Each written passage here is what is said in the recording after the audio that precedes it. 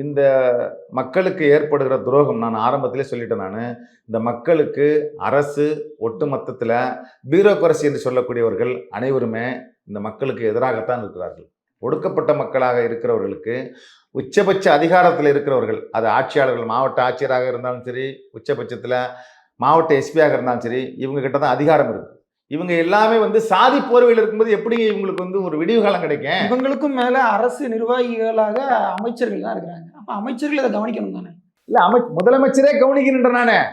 நீங்க ஒரு குற்றச்சாட்டு வைக்கிறீங்க. 144 தடை உத்தரவு போடாம இருக்கும் பட்சத்தில் ஏன் நீங்க பொதுமக்களை அனுமதிக்கல?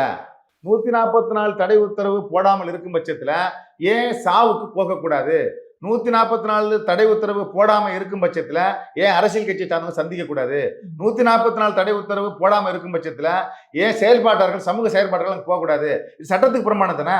ஏன் சட்டத்தை காவல்துறையை மீறுது?